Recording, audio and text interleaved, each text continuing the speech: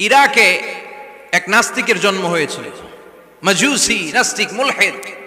সে বলে বেড়াচ্ছিল আমি স্রষ্টায় বিশ্বাস করি না, কারণ স্রষ্টা দেখা যায় না। ইরাকের লোকেরা বলল আমাদের একজন ইমাম আছে, নাম নু'মান ইবনে সাবিত। কি নাম? নু'মান ইবনে সাবিত, যাকে আমরা ইমাম আল আযম আবু হানিফা বলে চিনি।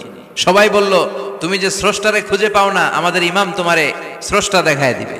সুবহানাল্লাহ পড়েন। সে বলল ঠিক আছে, তাহলে তোমাদের ইমামরা আসতে বলো। কবে?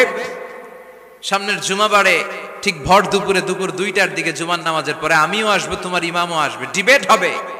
দেখি আমি স্রষ্টার বিপক্ষে আর তোমাদের ইমাম স্রষ্টার পক্ষে, দেখি কে জিতে যায়। এই ডিবেট দেখার জন্য হাজার হাজার মানুষ এসেছে ইরাকের কুফা নগরীতে, হাজার হাজার মানুষ এসেছে। ওই নাস্তিকও এসেছে যে আল্লাহকে বিশ্বাস করে না, স্রষ্টাকে বিশ্বাস করে না, সবাই এসেছে। আসে নাই শুধু ইমাম আবু হানিফা। নাস্তিক কয় তগো ইমাম ডরাইছে। কি বলে?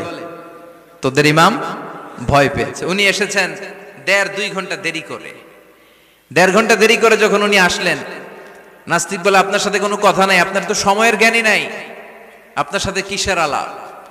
ইমাম আবু হানিফা বললেন আইন্দি ওযর, আমার ওযর আছে। কি ওযর? তিনি বললেন আমি যখন ঘর থেকে বেরোই আমার বাড়ির সামনে বিশাল এক নদী পড়ে যায়, আর এই নদী পেরোতে আমার নৌকা ব্যবহার করতে হয়। আজকে এসে দেখি নৌকাও নাই, মাঝিও নাই, কিচ্ছু নাই। কিভাবে পার হবো? হঠাৎ দেখলাম নদীর পাশে বিশাল বড় গাছ, গাছটা হঠাৎ এমনি এমনি 2 টুকরা হয়ে গেল। গাছ থেকে বিশাল কাঠের তক্তা বের হয়ে গেল। তক্তাগুলো অটোমেটিক্যালি জোড়া লেগে নৌকা হয়ে গেল। এই নৌকা মাঝি ছাড়া সা করে আমার সামনে চলে এলো। আমি নৌকায় বিসমিল্লাহ বলে বসে পড়লাম। হঠাৎ নৌকা আমারে টান দিয়ে ওপারে নিয়ে এলো। তারপর আমি আপনার এই ময়দানে ছুটে এসেছি। এই যে গাছ কাটা, তক্তা হওয়া, নৌকা হওয়া, মাঝি ছাড়া চলা, এই প্রসেসিং হতে আমার 2 ঘন্টা সময় লেগেছে। I am extremely sorry for that, আনা আসিফ জিদ্দান, আমি দুঃখিত। নাস্তিক নেতা বলে তোকে ইমাম গাঞ্জা খাইছে। কি খাইছে? তোদের ইমাম মজনুন, জুন্না আলাই, মাথার তার সিরা নিয়ে যা। ইমাম আবু হানিফা বললেন ময়দানে আমারে গালি দিলেন কেন? পাগল বললেন কেন? তার সিরা বলে ডাকলেন কেন? মজনুন শব্দ ব্যবহার করলেন কেন? মার্জিত ভাষা ব্যবহার করতে শিখেন।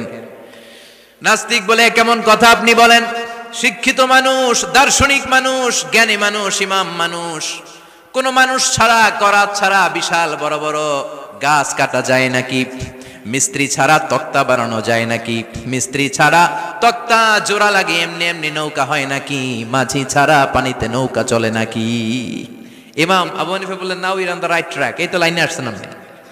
এই লাইনে আনার জন্যই তো এত গল্প, লাইনে আনার জন্যই তো এত স্টোরি আমি মেক করলাম। আপনার কথা থেকেই যদি ধরি, করাত ছাড়া গাছ কাটা যায় না, এমনি এমনি তক্তা হয় না, এমনি এমনি নৌকা হয় না, মাঝি ছাড়া নৌকা এমনি এমনি চলে না, তাহলে আকাশ কেমন করে এমনি এমনি হলো? জমিন কেমন করে এমনি এমনি হলো? দ্বীপ প্রহরের জলজলে সূর্যটা কেমন করে কিরণ দিল এমনি এমনি? আল্লাহু আকবার! কেমন করে নবমণ্ডল ভূমণ্ডল সৃষ্টি হলো? কেমন করে দিন শেষে রাত্রি আসে, রাত্রি শেষে দিন আসে? ওইটা যদি এমনি এমনি না হয়, মহাবিশ্বের এই সুন্দর বসুন্ধরার সব কিছু কেমন করে এমনি এমনি হয়? নাস্তিক কয় হায় হায়, আসলেই তো আমি একটা উল্লুক্কা পাঠা, আসলেই তো আমি হাদারাম, এইভাবে তো ভেবে দেখি নাই। আসলে তো এগুলো এমনি এমনি হয় না। Someone is controlling everything in the world. একজন মহা শক্তিধর মহা এমডি আছে, এমডি ম্যানেজিং ডাইরেক্টর, মহা ব্যবস্থাপক, সব ব্যবস্থাপকদের বড় ব্যবস্থাপক। চিৎকার করে বলেন তিনি কে?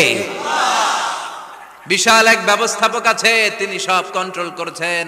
এতদিন পর্যন্ত আমি বুঝতে পারি নাই, আমারে মাফ করিয়ে দেন আর পড়িয়ে দেন লা ইলাহা ইল্লাল্লাহু মুহাম্মাদুর রাসূলুল্লাহ সাল্লাল্লাহু। সাইয়েদনা ইমাম আবু